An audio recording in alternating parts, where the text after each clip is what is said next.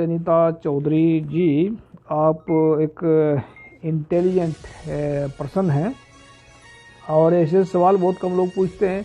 आपको बधाई बहुत बहुत, आप हमें सवाल पूछते हैं और हमें इस लायक समझते हैं। हमें कुछ नहीं आता, हम तो सिर्फ एक इधर से उधर से पकड़ कर सुना देते हैं आप सभी को।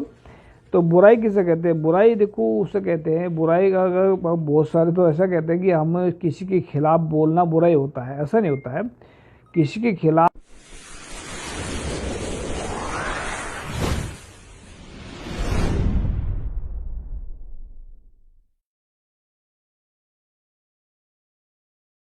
वाहिगुरु जी का खालसा, वाहिगुरु जी की फतेह। सत श्री अकाल, नमो बुद्धाय, जीवनवाद साथियों, अस्सलाम वालेकुम साथियों। वाइस मानवता न्यूज़ चैनल पर आप सभी का स्वागत है।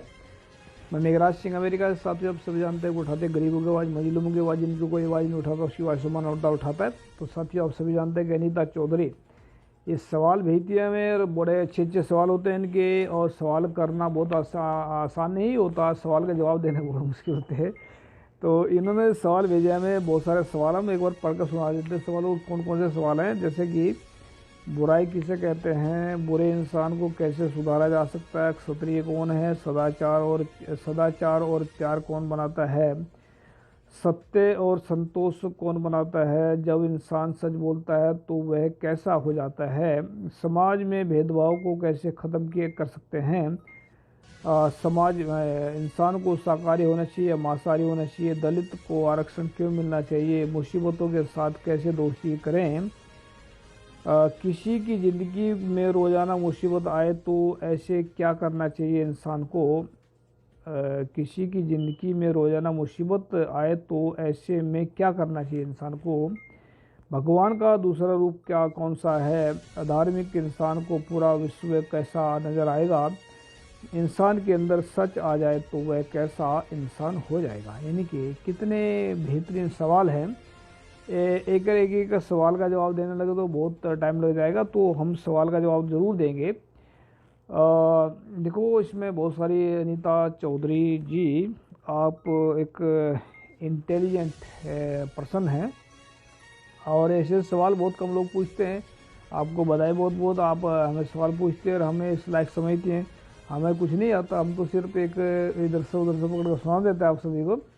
तो बुराई किसे कहते हैं? बुराई देखो उसे कहते हैं, बुराई का अगर बहुत सारे तो ऐसा कहते हैं कि हम किसी के खिलाफ बोलना बुराई होता है। ऐसा नहीं होता है। किसी के खिलाफ अगर हम बुराई का अगर असली रूप देखना है तो हमने क्या है कि अगर कोई इंसान अच्छा है उसको हम बुरा कह रहे हैं तब उसको बुराई कहते हैं। अगर बुरे इंसान को हम बुरा कह रहे हैं, उसको बुराई नहीं कहते, उसको हकीकत कहते हैं। तो ये हकीकत हमें देखना पड़ेगा कि असल में हम किसी अगर बुरे इंसान की हम तारीफ़ कर रहे हैं तब वो बुराई कर रहे हैं उसकी। अगर अच्छे इंसान की बुराई करें तब हम उसकी बुराई कर रहे हैं। तो बुराई को हमने थोड़ा डिफिनेट, सीधा बात करें, अगर इंसान को मतलब सच्चे इंसान को झूठा इंसान कहा जा रहा है तब उसकी बुराई है। तो झूठे को झूठा कह रहे हैं तो बुराई नहीं, वो हकीकत है। तो बुराई ऐसा है। बुरे इंसान को कैसे सुधारा जा सकता है, यानी कि बुरा इंसान, देखो हमारे सवालों के जवाब जो है ना वो सच के आड़े दवाड़े घूमते हैं। हर एक सवाल 99% सवालों का जवाब सच से निकलता है, और जो है 99% जो है सवाल होते हैं वो सच्चाई से ही उनको तोला जा सकता है, सच्चाई से उनको ख़त्म किया जा सकता है। जैसे बुरे इंसान को सुधारा कैसे जा सकता है? सुधारने की ज़रूरत नहीं है, उसको सच बोलना सिखा दीजिए, ईमानदारी से काम करना सिखा दीजिए, वो सुधरना उसमें स्टार्ट हो जाएगा। क्योंकि बुराई, झूठ का दूसरा नाम ही बुराई है। तो सच बोलेंगे तो बुराई खत्म होती चली जाएगी। क्षत्रिय कौन है? अब ये बहुत महत्वपूर्ण सवाल है, क्षत्रिय कौन है? भारत में बहुत सारे जो क्षत्रिय मानते हैं अपने आप को, वे तकरीबन ये तो ब्राह्मण के गुलाम हैं। जो ब्राह्मण बोलते हैं वो करते हैं, लेकिन असली जो क्षत्रिय है वह है क्षत्रिय जो गरीबों मजलूमों को जुल्म के खिलाफ लड़ाई लड़ते हैं, जो गरीबों को मजलूमों को जुल्म से बचाते हैं, जो अपनी बहादुरी अपने बराबर के साथ में आजमाते हैं, जो अपनी बहादुरी को अपने से जो ताकतवर इंसानों के साथ आजमाते हैं। जो इंसान जात पात को देख करके अगर किसी गरीब को मार रहा है या किसी को परेशान कर रहा है, वो क्षत्रिय नहीं हो सकता।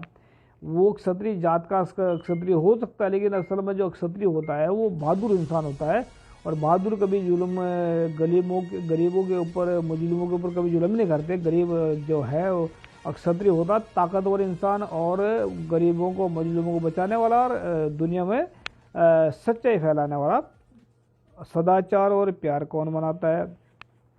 सदाचार और प्यार सच्चा इंसान ही मनाता है, उससे निकलती है सारी बातें। झूठ से तो बेईमानी वो निकलता है, बुराई निकलती है।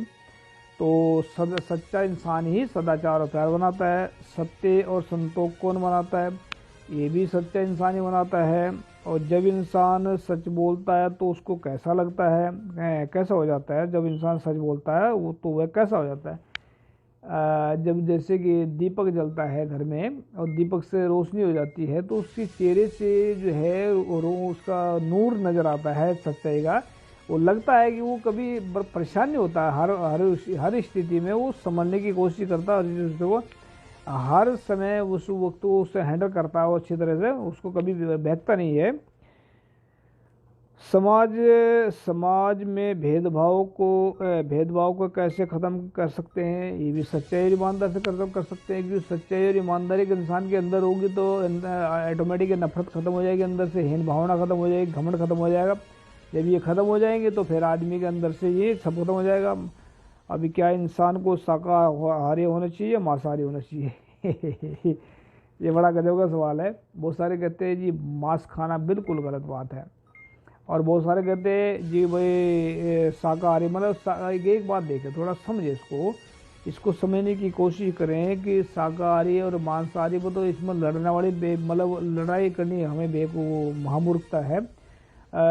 भोजन का काम जो है भूख से है, और भूख अगर आपको भूख लग रही है, ज़्यादा लग रही है, अगर वहाँ पर मांस है तो वो खा सकते हैं। अगर अन्न नहीं है तो उसको खा सकते हैं। अगर मतलब अगर अगर मतलब सब कुछ है घर में, रोटी भी है, सब कुछ है, तो उसको ज़रूरी नहीं है कि मतलब मांस के टुकड़े खाने या मतलब देखो उसमें भूख मिटनी चाहिए, वो चाहे मांस से मिटे या रोटी से मिटे या साग से मिटे।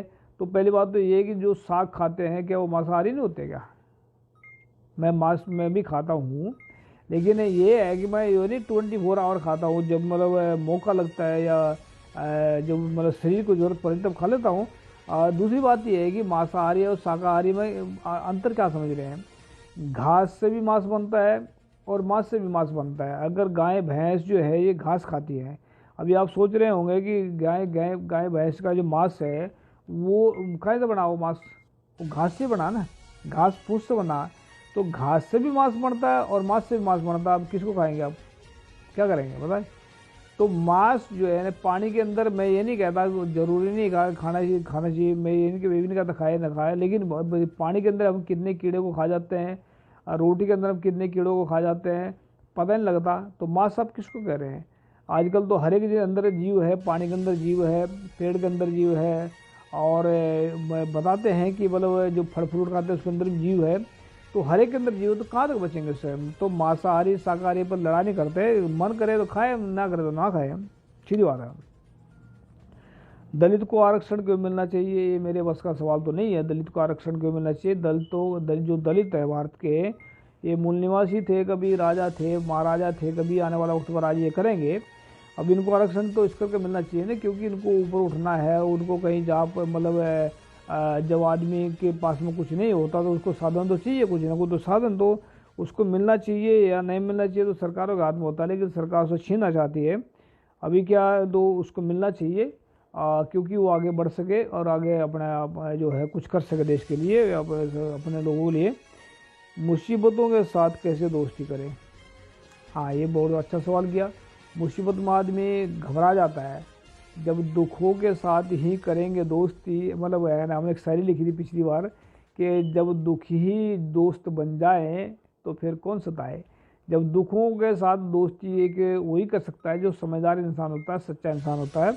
तो दोस्ती उसके साथ में जब सच बोलना स्टार्ट हो जाता है ना, तो उसके लिए दुख सुख एक समान हो जाते हैं। किसी की ज़िंदगी में रोज़ाना मुसीबत आए तो ऐसा क्या करना चाहिए इंसान को? देखो, मुसीबत तो हर एक ज़िंदगी में आती है, हर एक के लाइफ में आती है। तो मुसीबत को देखें वो कहाँ से आई है, उसका क्या कारण है, उससे देखो, घबराए ना। अगर इंसान घबरा जाता है तो आधा इंसान का आधा तो मुसीबत से मरा और आधा वो डर कर मरा। तो मुसीबत को अगर देखकर घबराए तो वो परेशानी में आ जाता है। तो मुसीबत को देख कर ना घबराए, उसको स्वागत करें। तो स्वागत जब मुसीबत ही दोस्त बन जाए फिर कौन सताए। तो मुसीबत में जो है ना वाहिगुरु का नाम, रब का नाम लेना चाहिए, वाहिगुरु। तो उसको तेरी देवी है तो स्वीकार कर लें उसको, कोई बात नहीं। स्वीकार करना बहुत बड़ी बात होती है। स्वीकार करके उसको जब स्वीकार कर लेंगे तो परेशानी करेगी वो, मुसीबत दूर निकल जाएगा अपना भी। तो स्वीकार करना बहुत ज़रूरी होता है किसी बात को। मुसीबत में तो रब का नाम जपे और एकांत हो जाए, शांत हो जाए, उसको समझे कैसे आई, तो वो निमर ख़त्म हो जाती है। तो रब का, भगवान का दूसरा रूप कौन है? वैसे तो भगवान का रूप इंसानी ही होता है, और वैसे तो सभी जीव जंतु उसका रूप ही है, अलग कुछ भी नहीं है उससे। लेकिन इंसान सच और ईमानदारी से चलेगा तो भगवान का रूप बन जाएगा। इंसान अगर झूठ और बेईमानी से चलेगा तो वो शैतान बन जाएगा। अगर इंसान कभी झूठ बोलेगा, कभी सच बोलेगा तो वो साधारण इंसान रह जाएगा। तो सच और ईमानदार इंसान ही भगवान का रूप होता है, सच्चा इंसान ही। अधार्मिक इंसान को पूरा विश्व कैसा नजर आएगा?